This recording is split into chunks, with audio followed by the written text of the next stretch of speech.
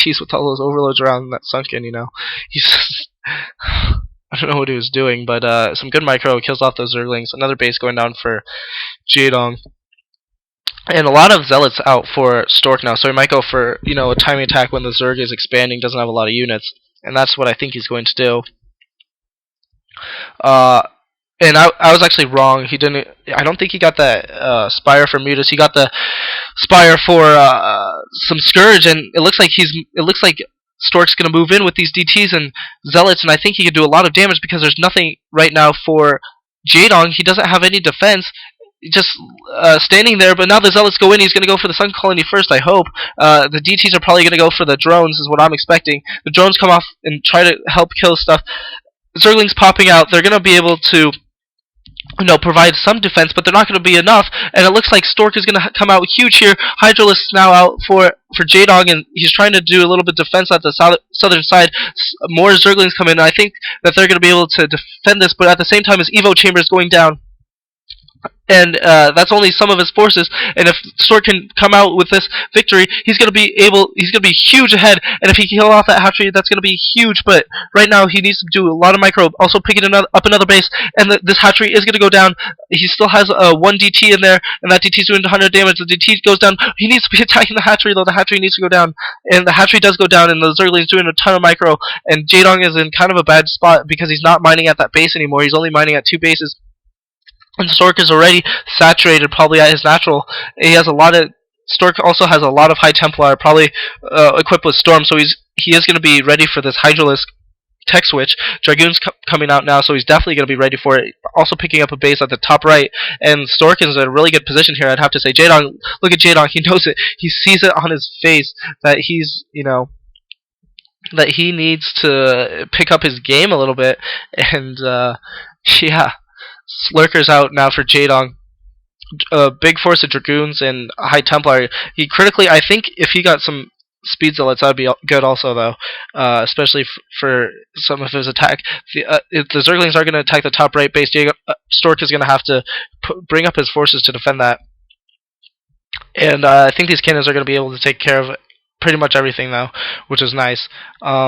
Force going in to attack his main, though, at the same time, and they decide not to. Lurker burrowing. Storms on the Zerglings, and those are great storms. He does have an observer out, so that Lurker is going to go down, and Jaedong is in a really bad position here.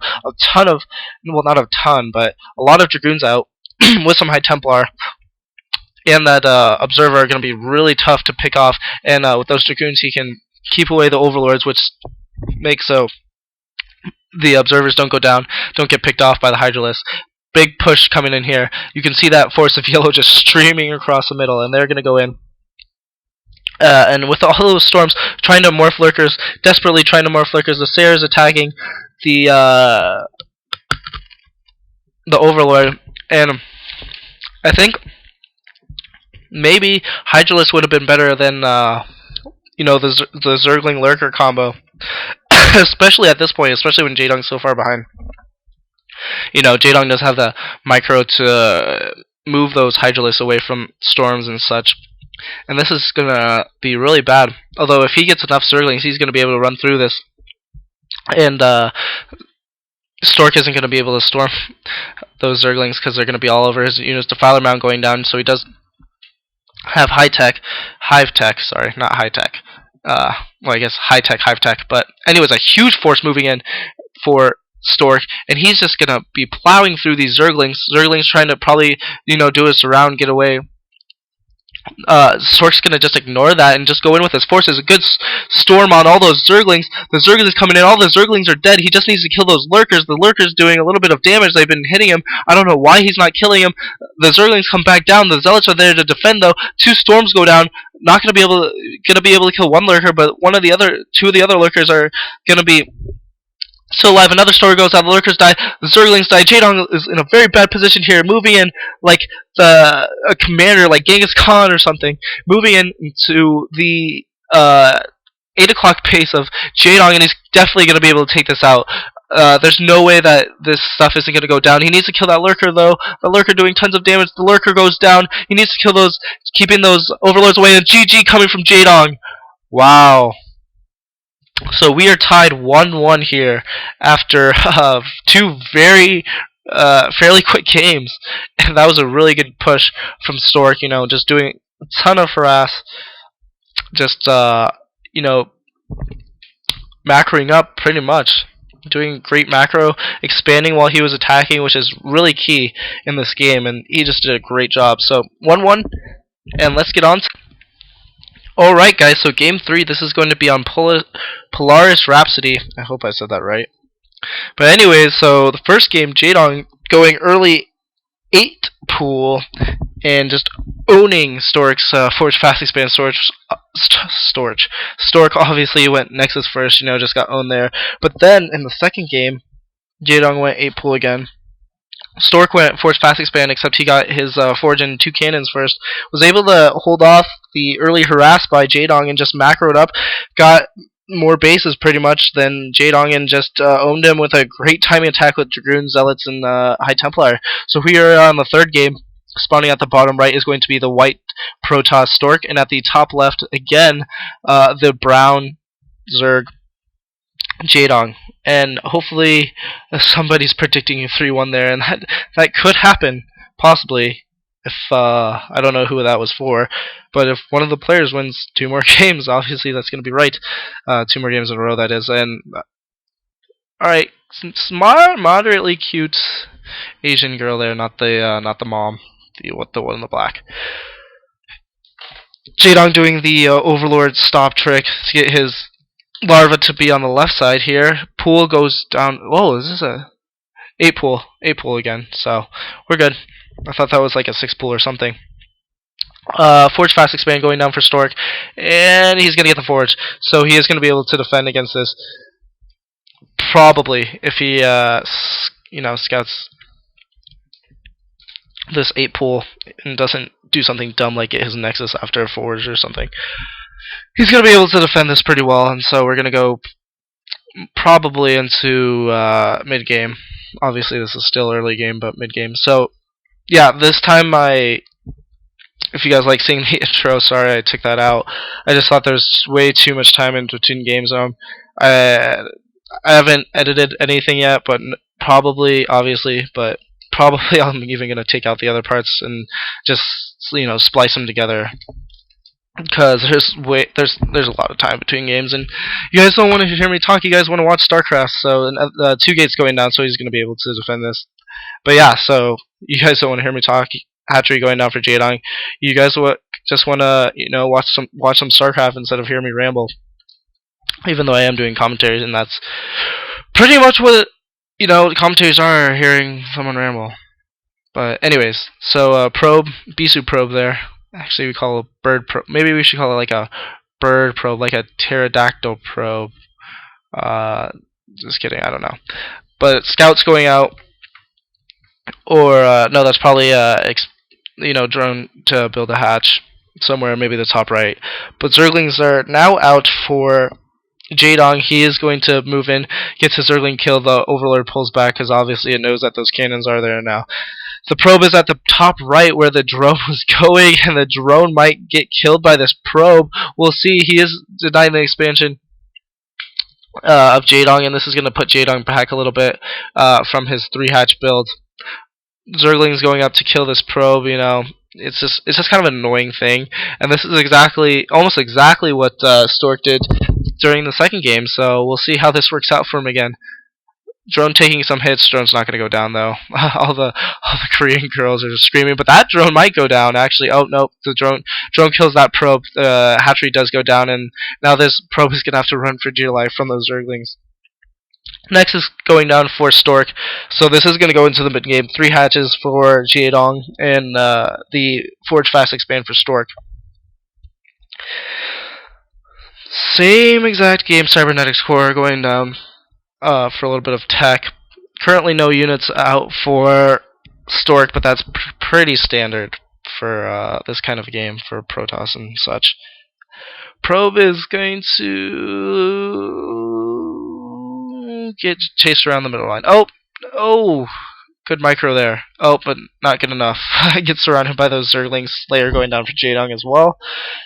Zealot's finally out for Stork. Probably should put it on the other side of that gateway if that's not a complete block. I'm not sure if it is or not, but if it's not, he should put it on the other side, because right now it's just chilling behind that pylon, not doing anything.